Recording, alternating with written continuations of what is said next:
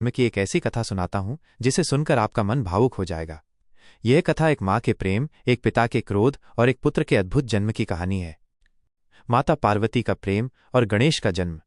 जब भगवान शिव तपस्या में लीन थे तब माता पार्वती कैलाश पर अकेली रहती थीं। वो चाहती थीं कि उनका भी कोई हो जो सिर्फ उनका ही हो, उनकी आज्ञा का पालन करे और उनका पुत्र कहलाए। इसी विचार के साथ एक दिन माता पार्वती ने अपने शरीर की मैल से एक बालक की मूर्ति बनाई। उन्होंने उसमें प्राण फूंके और वो बालक जीवित हो उठा। वो इतना सुंदर और तेजस्वी था कि पार्वती जी का हृदय प्रेम और वात्सल्य से भर गया। उन्होंने उस बालक को अपना पुत्र मानकर उसे गले लगाया और उसका नाम गणेश रखा। माता पार्वती ने गणेश को आदेश दिया, पुत्र, मैं स्नान करने जा रही हूं, कोई भी अंदर ना आ पाए।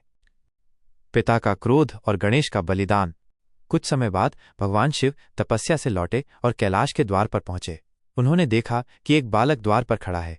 शिव ने अंदर जाने की आज्ञा मांगी, लेकिन गणेश ने कहा, क्षमा करें, माता की आज्ञा है कि कोई भी अंदर नहीं जा सकता। शिव को ये बालक कौन है इसका भान नहीं था। बार बार कहने पर भी जब गणेश नहीं माने तो क्रोधित होकर शिव ने अपना त्रिशूल उठाया और एक ही पल में गणेश का शीश धड़ से अलग कर दिया। माता का विलाप और शिव का पश्चाताप। जब माता पार्वती स्नान करके बाहर आईं तो उन्होंने अपने पुत्र का कटा हुआ शीश देखा। उनका हृदय शोक से फट गया। उनके मुख से एक चीख निकली जिसने तीनों लोगों को हिला दिया। वो अपने पुत्र के धड़ से लिपटकर फूट फूट कर रोने लगीं। उन्होंने कहा, आपने मेरे पुत्र को क्यों मार दिया? यह मेरा पुत्र था। भगवान शिव ने जब माता पार्वती का ये रूप और उनका हृदय विदारक विलाप देखा तो उन्हें अपनी भूल का एहसास हुआ। उनका क्रोध शांत हो गया और उनके मन में पश्चाताप जागा। गणेश का पुनर्जन्म और सर्वपूज्य बनना।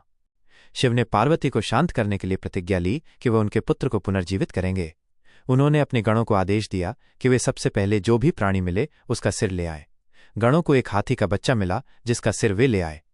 भगवान शिव ने उस हाथी के सिर को गणेश के धड़ पर लगा दिया और उन्हें फिर से जीवित कर दिया। माता पार्वती का मन शांत हुआ। शिव ने गणेश को गले लगाया और उन्हें अपना पुत्र स्वीकार किया। उन्होंने गणेश को ये वरदान दिया कि तुम आज से गणाधिपति कहलाओगे और संसार में हर शुभ कार्य से पहले तुम्हारी ही पूजा की जाएगी। यह कथा हमें सिखाती है कि कैसे एक माँ का प्रेम एक पिता के क्रोध को भी पश्चाताप में बदल सकता है और कैसे एक बलिदान एक महान उद्देश्य का कारण बन सकता है।